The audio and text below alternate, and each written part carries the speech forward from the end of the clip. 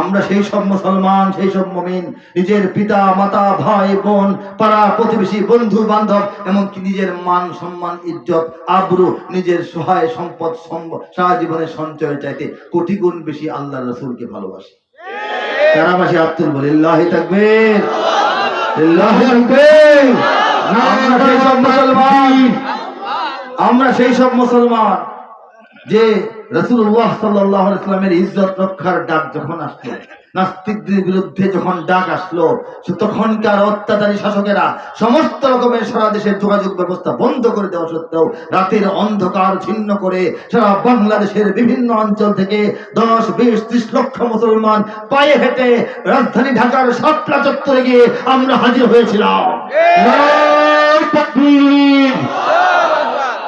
ইঞ্চি ইঞ্চি মাটি সোনার চাইতে খাঁটি নগদ রক্ত দিয়ে কেনা, শত্রু বাহানাদার একটি কণাও তার কেড়ে নিতে কেউ পারবে না। রঙের তুলিতে আকাশ সবুজের ছায়া ঢাকা সুজলা সুফলা পরিপাটি, লক্ষ শহীদ গাজী রেখেছে জীবন বাজি করেছে স্বাধীন এই মাটি। বাংলাদেশ আমার বাংলাদেশ, তোমার বাংলাদেশ সবার প্রাণ, ধন্য ধন্য আমি সবার চাইতে দামি বাংলা মাটির সন্তান। বাংলাদেশ আমার বাংলাদেশ, তোমার বাংলাদেশ খোদার দান, সোনার জন্মভূমি তোমার জন্য আমি জীবন দিয়েছি কুরবান। ঠিক না? জীবন কুরবান করি নাই? ব্রিটিশদের বিরুদ্ধে লক্ষ লক্ষ ওলামায়ে কেরাম জীবন কুরবান করেন নাই? পাকিস্তানি হানাদারদের বিরুদ্ধে আমাদের মুক্তিযোদ্ধারা জীবন কুরবান করে নাই? মাত্র 5 দিন করে নাই, 24-এর আন্দোলনে করে নাই আমরা? চারিদিকে দুশ্মন আছে না নাই? চারিদিকে দুশ্মন, ভেঙো না মন, সাহস জমিয়ে রাখো বুকে, ইমান জিন্দা করে জিহাদের হুঙ্কারে পরাজিত করো শত্রুকে। চারিদিকে গাদ্দার ভিনদেশী তাবেদার, সজাগ দৃষ্টি রাখো সবে, সকল মির্জাফর বিদেশি গোলাম চর রুখতে তাদের আজ হবে। বাংলাদেশ আমার বাংলাদেশ, তোমার বাংলাদেশ সবার প্রাণ, ধন্য ধন্য আমি সবার চাইতে দামি বাংলা মাটির সন্তান।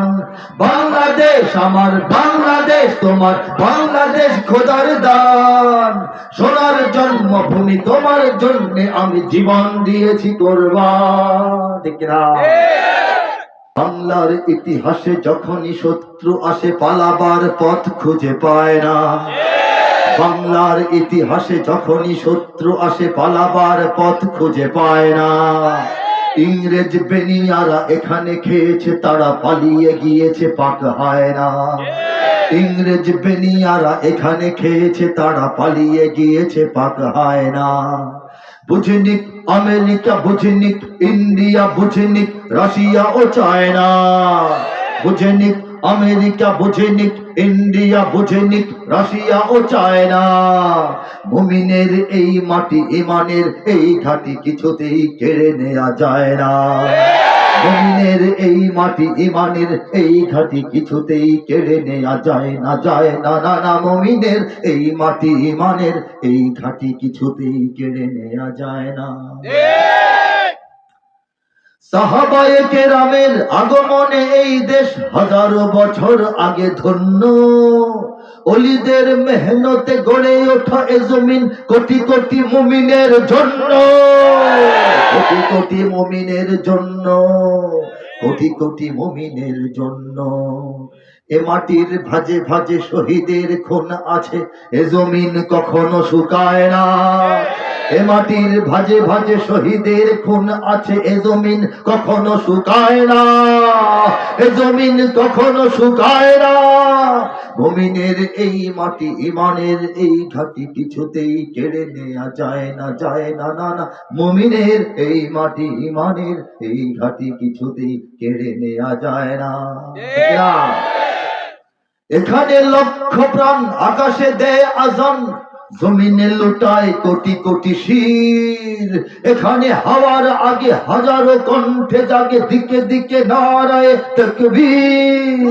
দিকে দিকে নারায়ে তাকবীর। এখানে লক্ষ লক্ষ মসজিদ থেকে লক্ষ লক্ষ মুয়াজ্জিন প্রতিদিন 5 বার আল্লাহু আকবার আজানের ধ্বনি বাংলার আকাশে বাতাসে ছড়িয়ে দেয়। সেই আজানের ধ্বনি উচ্চারিত হওয়ার পর কোটি কোটি মস্তিষ্ক, কোটি কোটি কপাল, কোটি কোটি শির এই বাংলাদেশের পবিত্র জমিনের ধুলা বালির মাটির মধ্যে আল্লাহর সামনে লুটিয়ে পড়ে। কোন জমিনে? আঙ্গুল দিয়ে দেখান, এই জমিনে। গর্ব করে দেখান, এই জমিনে। কোন জমিনে? যে জমিনের প্রতি ইঞ্চিতে সেজদা হয়, সেই জমিনের একটা ইঞ্চি কাউকে কেড়ে নিতে দেব আমরা? দেব আমরা? ইনশাআল্লাহ দেব না। ঠিক কিনা বলেন? এখানে গ্রাম শহরে, এখানে গ্রাম শহরে কি হয় বলবো? প্রস্তুত ঘরে ঘরে। কে বা কারা প্রস্তুত বলবো? এখানে গ্রাম শহরে প্রস্তুত ঘরে ঘরে আল্লাহর সেনারা ঘুমায় না।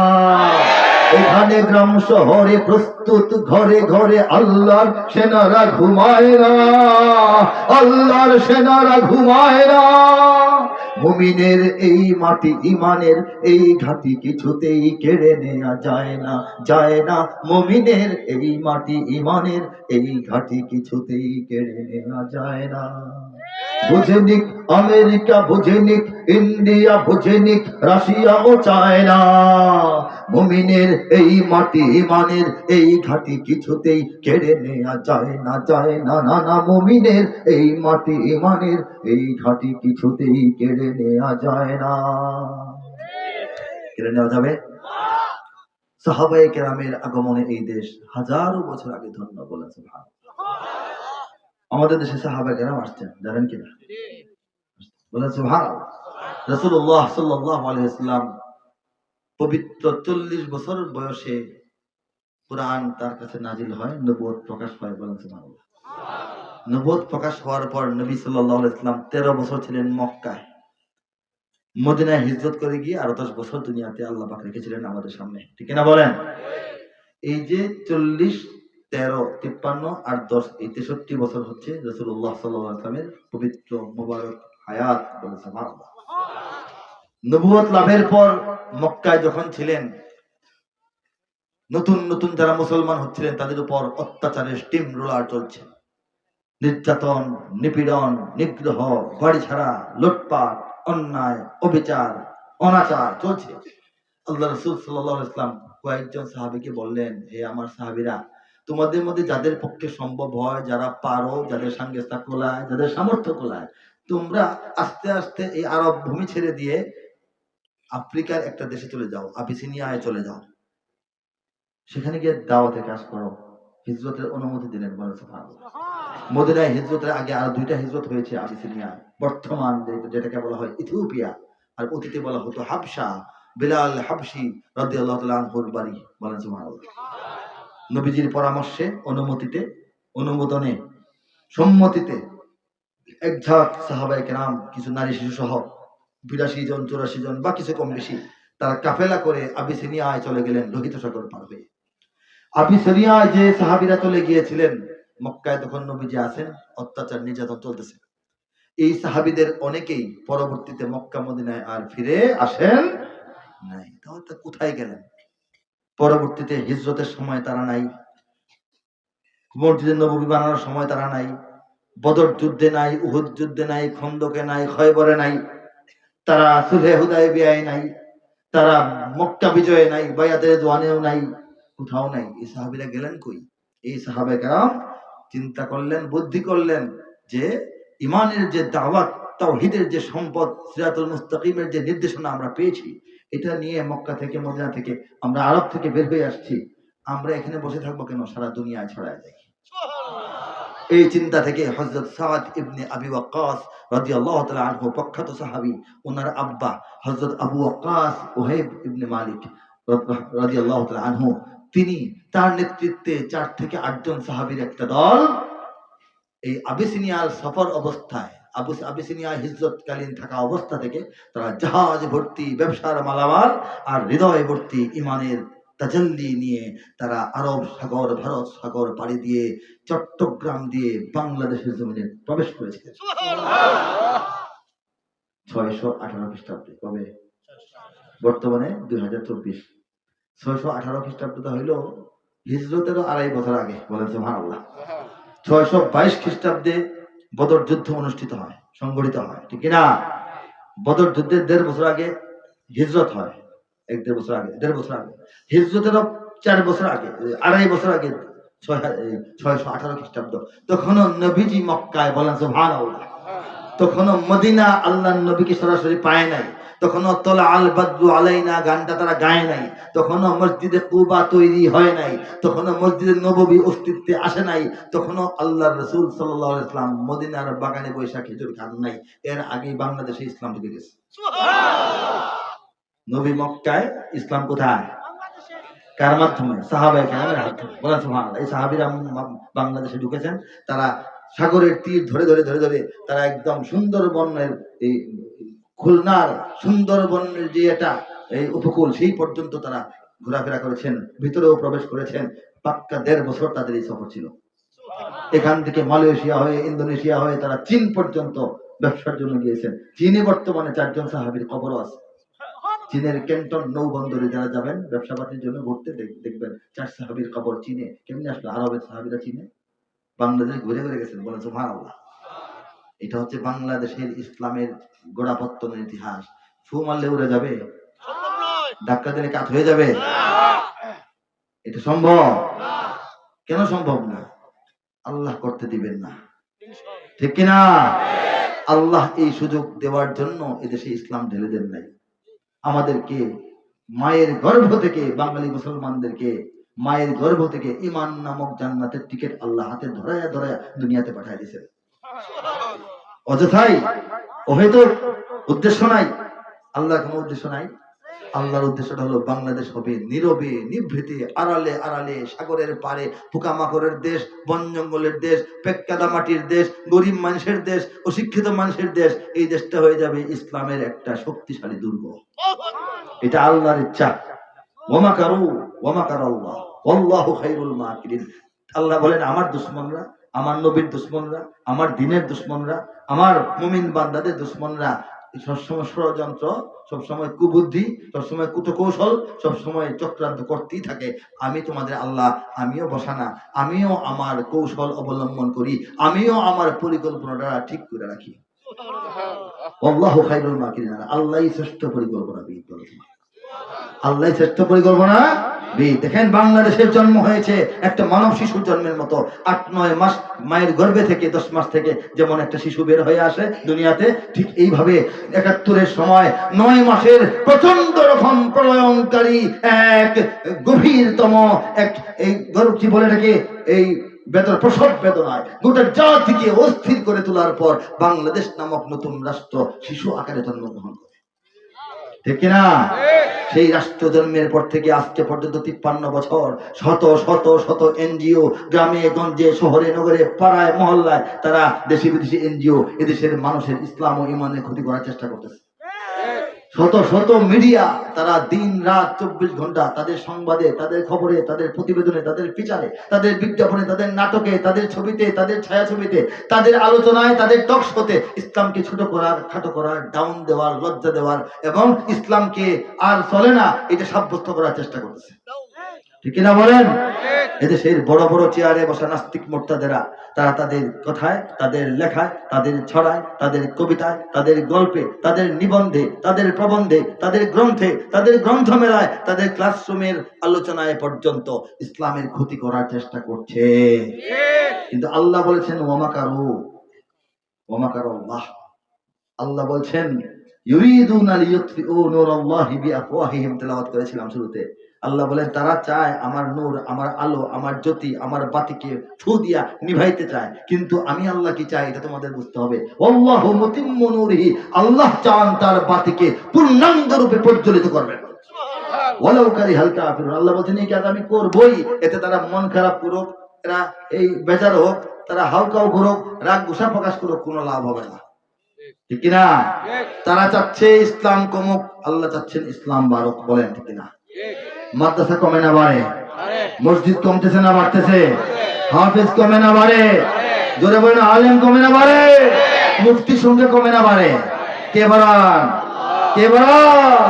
বাংলাদেশের সব মানুষের নাম বদলাতে পারে, বইয়ের পাতায় স্বাধীনতা সংগ্রাম বদলাতে পারে, বঙ্গোপসাগরের সব পানি যেতে পারে শুকিয়েও, গোটা রাজধানী গিলে নিতে পারে বুড়িগঙ্গার ঢেউ, সুন্দরবন কেটে হতে পারে ইটের ভাটার লাকড়ি, শিল্পপতিরা দেউলিয়া হয়ে খুঁজতে পারেন চাকরি। পারে না? শিল্পপতিরা পালিয়ে যাওয়ার জন্য দাড়ি শেভ করতেছে না? মিশা কথা না তো, ঠিক কিনা বলেন? বইয়ের পাতায় স্বাধীনতা সংগ্রাম বদলাতে পারে। 2010 লিখছিলাম স্বাধীনতা সংগ্রামের ইতিহাস কি বইয়ের পাতায় এখন সিলেবাসে চেঞ্জ হচ্ছে না? ঠিক কিনা? শিল্পপতিরা দেউলিয়া হয়ে খুঁজতে পারেন চাকরি, চোর গুন্ডারা পেয়ে যেতে পারে মন্ত্রীর মর্যাদা। সামনেও পাইতে পারে, আগেও পাইছি। 2010 পরে পাইছি কিনা বলেন? লিখেছিলাম 2010। এরপরে একদম লম্পট প্রকৃতির মানুষ মন্ত্রী হয়েছিল কিনা মনে আছে আপনাদের? সে রাষ্ট্র ধর্মের বিরুদ্ধে কথা বলেছিল, মনে আছে? সবই তো হয়েছে। চোর গুন্ডারা পেয়ে যেতে পারে মন্ত্রীর মর্যাদা, আইনের ফাঁকে কালো টাকা সব হয়ে যেতে পারে সাদা। অনেকেই বলে এই দেশ নাকি হুজুগে জাতির দেশ, দফায় দফায় বদলায় এর রংঢং পরিবেশ। তাই বলে ইসলাম তো এদেশে হুজুগে হবে না শেষ, হুজুগে হবে না শেষ। ইসলাম এ মাটির পরতে পরতে জনপদে ঘরে ঘরে, ইসলাম এ জাতির 90% মানুষের অন্তরে। ইসলাম নিয়ে কেউ ছিনিমিনি খেলে এমন শক্তি নেই, আর কিছু থাক না থাক এদেশে ইসলাম থাকবে।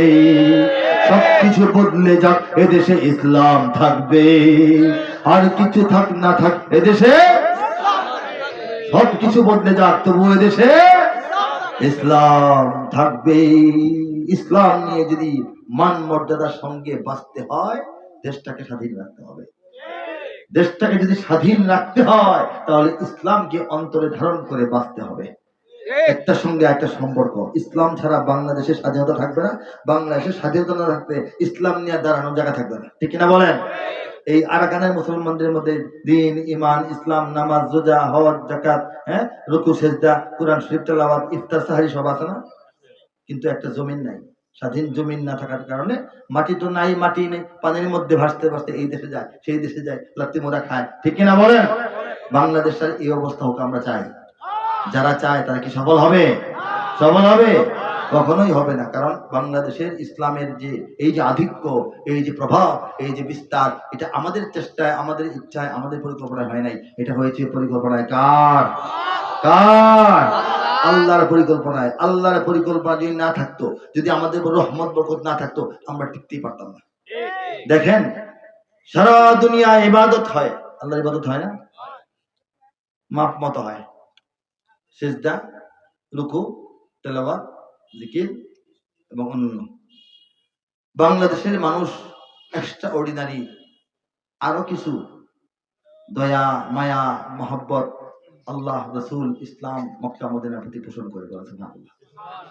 দেখেন মক্কা শরীফের দিকে পা দিয়ে বসা হারাম না, বাথরুম দিলে হারাম, বাথরুম দিলে হারাম, হারাম না। এরপরও বাংলাদেশের মানুষ মক্কা মদিনার দিকে পা দিয়ে বসে না।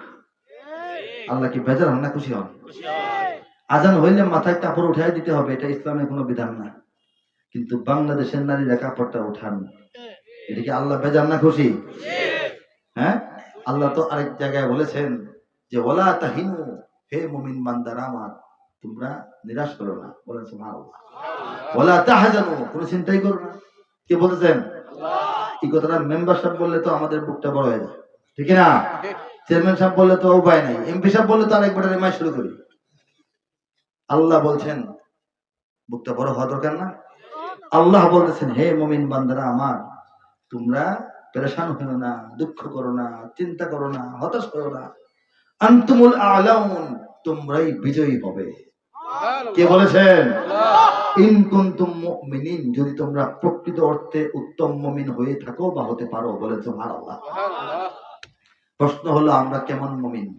উত্তর হলো আমরা মুমিন হিসেবে ইমানের পরীক্ষায় সবাই হয়তো বা 100-তে 100 পাবো না, কিন্তু আল্লাহর ফজলে, আল্লাহর করমে কেউই 33-এর নিচে পাবো না। ঠিক কিনা? একদম ফেল করার মতো না। আলহামদুলিল্লাহ। আমরা পৃথিবীর বুকে সেই সব মুসলমান, বাংলাদেশের মুসলমান যারা ঘর বাড়ি ব্যবসা পাতি দোকানপাট ফেলে রেখে ঘন্টার পর ঘন্টা দিন থেকে নিয়ে গভীর রাত পর্যন্ত কোরআনের কথা শোনার জন্য উঠানের মধ্যে বসে থাকি, আল্লাহ বেজার না খুশি? আমরা সেই সব মুসলমান, সেই সব মুমিন, নিজের পিতা মাতা ভাই বোন পাড়া প্রতিবেশী বন্ধু বান্ধব এমনকি নিজের মান সম্মান ইজ্জত আবরু নিজের সহায় সম্পদ সারা জীবনের সঞ্চয় চাইতে কোটি গুণ বেশি আল্লাহ রাসূলকে ভালোবাসি। তারা বাসী আব্দুল লিল্লাহি তাকবীর, লিল্লাহি তাকবীর। আমরা সেই সব মুসলমান যে রাসূলুল্লাহ সাল্লাল্লাহু আলাইহি ওয়াসাল্লামের ইজ্জত রক্ষার ডাক যখন আসলো, নাস্তিকদের বিরুদ্ধে যখন ডাক আসলো, তখনকার অত্যাচারী শাসকেরা সমস্ত রকমের সারা দেশের যোগাযোগ ব্যবস্থা বন্ধ করে দেওয়া সত্ত্বেও রাতের অন্ধকার ছিন্ন করে সারা বাংলাদেশের বিভিন্ন অঞ্চল থেকে 10, 20, 30 লক্ষ মুসলমান পায়ে হেঁটে রাজধানী ঢাকার শাপলা চত্বরে গিয়ে আমরা হাজির হয়েছিলাম। নারায়ে তাকবীর, নারায়ে তাকবীর, দুনিয়ার মুসলিম এক হও, লড়াই করো, দুনিয়ার মুসলিম এক হও, লড়াই করো, নাস্তিকদের আস্তানা ঘুরিয়ে দাও, থেকে ঘুরিয়ে দাও, নাস্তিকদের আস্তানা। আমরা সেই সব মুমিন 33-এর কম পাওয়ার মুমিন না, ঠিক কিনা বলেন? ইনশাআল্লাহ। আল্লাহ বলছেন মুমিন হইলে কি করবেন? কি দিবেন? বিজয় দিবেন। আল্লাহ ওয়াদা করেন নাই? দিবেন না? ইনশাআল্লাহ দিবেন। বলেন কেন? বলেন দিছেন, দিতেছেন, দিয়েই আসতেছেন। আল্লাহ যদি বিজয় দিয়ে দিয়ে আমাদেরকে এই পর্যন্ত আইনা দাঁড় না করাইতেন, বাংলাদেশের সাধারণ মুসলমান আমরা, সাধারণ মোল্লা মোলানাদের কথায় আমরা চলি, আমরা সাধারণ মোল্লা মোলা নাই। কি আছে আমাদের? নাই টাকা পয়সা, নাই বিদেশি বন্ধু, নাই মিডিয়া, নাই টেলিভিশন, নাই রেডিও, নাই কোনো সমর্থন, নাই আন্তর্জাতিক সমর্থন, নাই আমাদের নিজেদের মধ্যে ভালো সংগঠন, নাই আমাদের নেতাদের মধ্যে ভালো কোনো ঐক্য। ঠিক কিনা বলে? আমরা তো ফু দিয়ে আমরা আমাদেরকে উড়ায় দেওয়ার কথা। আল্লাহ বলছেন ওরা ফু দিবে কিন্তু আমি তোমাদেরকে টিকায় রাখবো, বিজয়ী করবো। বলেন সুবহানাল্লাহ। আল্লাহ সাহায্য ছাড়া বাংলাদেশে ইসলাম ও মুসলমানদের এই যে শক্তি, এই যে একটা প্রভাব, এটার আর কোনো বৈজ্ঞানিক ব্যাখ্যা নাই, আর কোনো বৈজ্ঞানিক ব্যাখ্যা ইনশাআল্লাহ নাই। আমাদের কিছুই নাই, আছে একটা, শুরুতে যেটা বললাম সেটা হচ্ছে ঈমান। কি ঈমান শুনতে চান? একটু পরে একটা সঙ্গীত শোনায় নেই। ইঞ্চি ইঞ্চি মাটি সোনার চাইতে খাঁটি, নগদ রক্ত দিয়ে কেনা, শত্রু বাহানাদার একটি কণাও তার কেড়ে নিতে কেউ পারবে না। রঙের তুলিতে আকাশ সবুজের ছায়া ঢাকা, সুজলা সুফলা পরিপাটি, লক্ষ শহীদ গাজী রেখেছে জীবন বাজি, করেছে স্বাধীন এই মাটি। বাংলাদেশ আমার বাংলাদেশ, তোমার বাংলাদেশ সবার প্রাণ, ধন্য ধন্য আমি সবার চাইতে দামি বাংলা মাটির সন্তান। বাংলাদেশ আমার বাংলাদেশ, তোমার বাংলাদেশ খোদার দান, সোনার জন্মভূমি তোমার জন্য আমি জীবন দিয়েছি কুরবান। ঠিক না? জীবন কুরবান করি নাই? ব্রিটিশদের বিরুদ্ধে লক্ষ লক্ষ ওলামায়ে কেরাম জীবন কুরবান করেন নাই? পাকিস্তানি হানাদারদের বিরুদ্ধে আমাদের মুক্তিযোদ্ধারা জীবন কুরবান করে নাই?